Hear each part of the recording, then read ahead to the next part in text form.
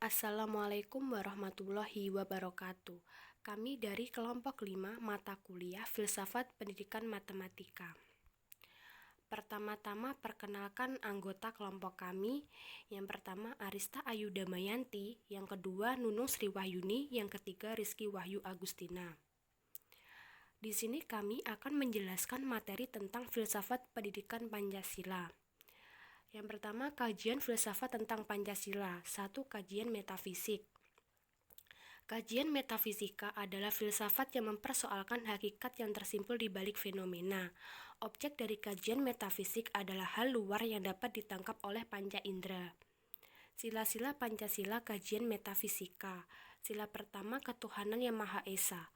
Untuk mengetahui hakikat dari Tuhan diperlukan penghayatan dan pengamalan nilai-nilai agama. Pancasila mengajarkan agar manusia Indonesia percaya terhadap agama yang dianutnya masing-masing. Sila kedua, kemanusiaan yang adil dan beradab. Manusia sebenarnya berkedudukan makhluk otonom, namun mereka juga harus mengutamakan masyarakat daripada kepentingan diri sendiri. Sila ketiga, persatuan Indonesia. Indonesia terdiri dari berbagai adat, budaya, ras, dan bahasa. Namun Indonesia tetap satu, yaitu bangsa Indonesia.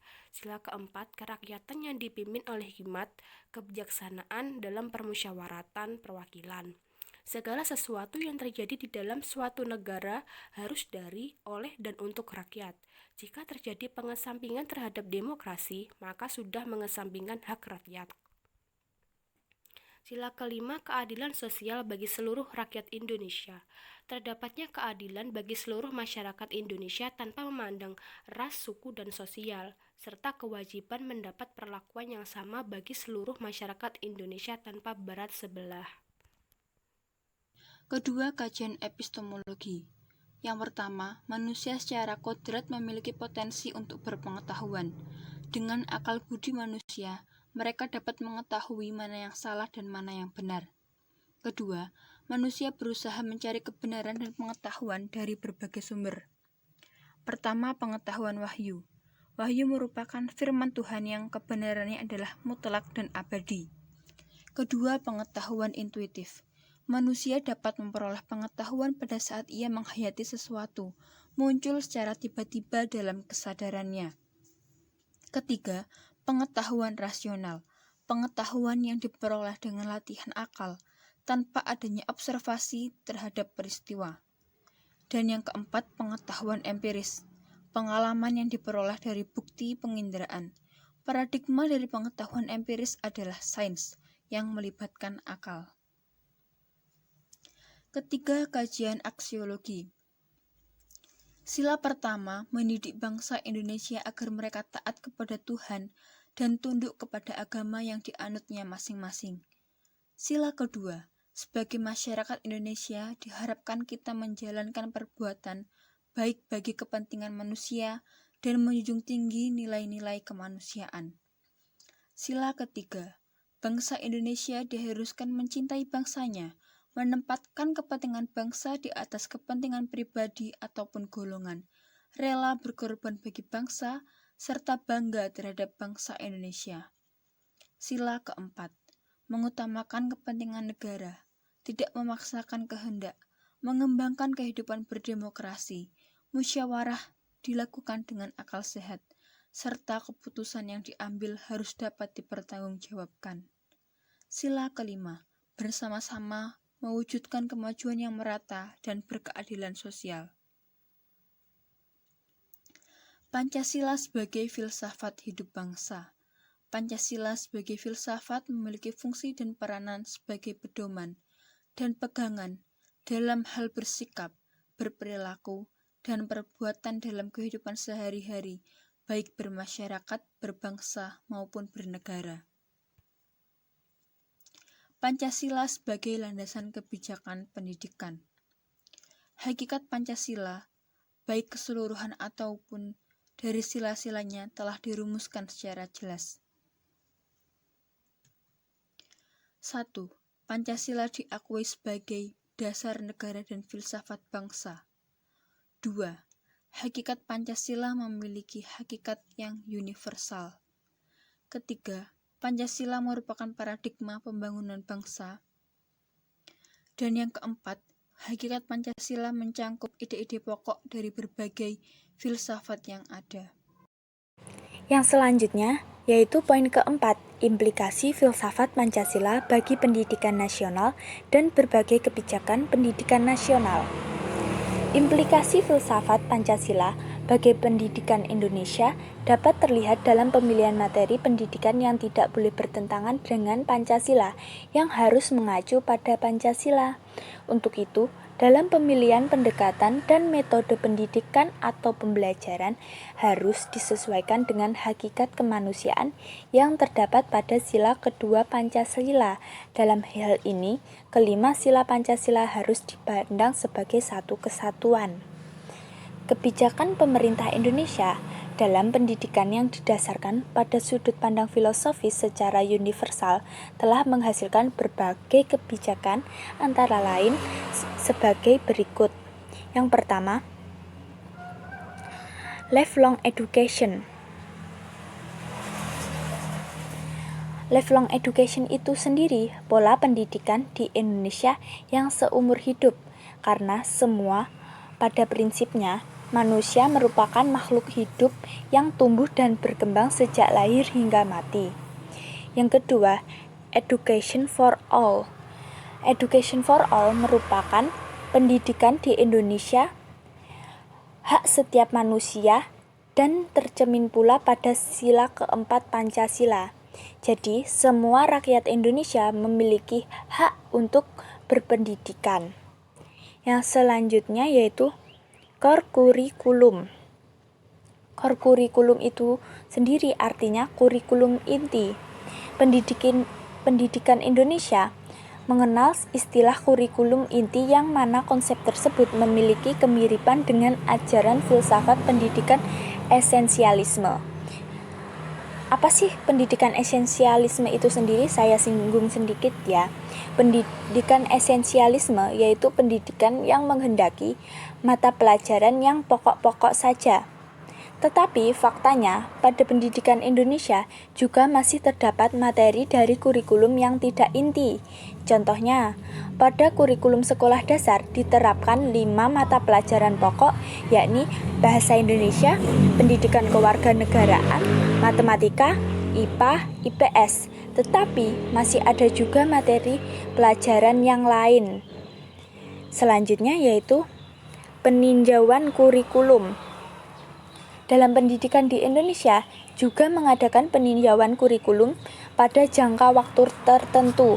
Hal ini merupakan bukti bahwa pendidikan di Indonesia juga dapat menerima aliran filsafat progresivisme agar tidak terdapat kurikulum yang abadi. Yang kelima yaitu pendidikan karakter. Dalam pendidikan karakter berorientasi pada semangat proklamasi sebagai nilai karakter yang luhur. Konsep multikultural bercermin pada konsep sila ketiga Pancasila. Konsep pendidikan bermakna dikembangkan berdasar pada konsep filosofi global dan sesuai dengan hakikat Pancasila, dan konsep life skill dapat diadopsi di Indonesia dan memiliki kesesuaian terhadap fungsi Pancasila sebagai ideologi pembangunan. Selanjutnya, poin ke-5, Pancasila sebagai filsafat pendidikan nasional.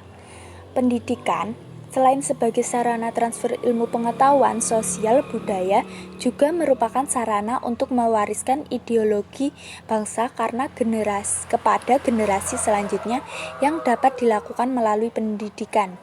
Bukan rahasia lagi jika pendidikan suatu bangsa akan secara otomatis mengikuti ideologi bangsa yang dianut. Karena sistem pendidikan nasional Indonesia dijiwai, didasari, dan mencerminkan identitas Pancasila. Sementara cita dan karsa bangsa kita, tujuan nasional dan hasrat luhur rakyat Indonesia tersimpul dalam pembukaan Undang-Undang Dasar 1945. Cita dan karsa dilambangkan dalam sistem pendidikan nasional yang bertumpu dan dijiwai oleh suatu keyakinan dan pandangan hidup Pancasila. Dengan demikian, Jelaslah tidak mungkin sistem pendidikan nasional dijiwai dan didasari oleh sistem filsafat pendidikan yang lain selain Pancasila. Hal ini tercermin dalam tujuan pendidikan nasional yang termuat dalam UU Nomor 2 Tahun 1989 tentang Sistem Pendidikan Nasional.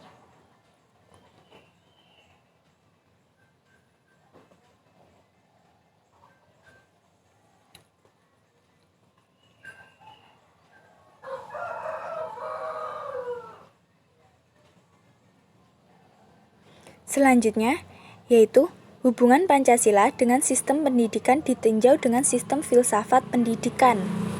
Fungsi Pancasila dengan sistem pendidikan ditinjau dari filsafat pendidikan, maka dapat kita jabarkan bahwa Pancasila adalah pandang hidup bangsa yang menjiwai sila-silanya dalam kehidupan sehari-hari. Dan untuk menerapkan sila-sila Pancasila, diperlukan pemikiran yang sungguh-sungguh mengenai bagaimana nilai-nilai Pancasila itu dapat dilaksanakan. Dalam hal ini tentunya pendidikanlah yang berperan utama. Sejak kita sekolah dasar sampai perguruan tinggi, pelajaran Pancasila tetap selalu diberikan, tak lain agar nilai-nilai Pancasila benar-benar diamalkan dalam kehidupan sehari-hari. Sehingga bila kita lihat dalam lingkup kelas, nilai yang tampak di antara siswa adalah saling menghormati walaupun mereka berlainan agama, budaya, ras, suku, dan adat. Selanjutnya, filsafat Indonesia ditinjau dari ontologi, epistemologi, dan aksiologi. Yang pertama, yaitu filsafat Pancasila ditinjau dari ontologi. Ontologi itu sendiri adalah bagian dari filsafat yang menyelidiki tentang hakikat yang ada. Filsafat pendidikan Pancasila ditinjau dari ontologi. Yang pertama, sila pertama, ketuhanan yang Maha Esa.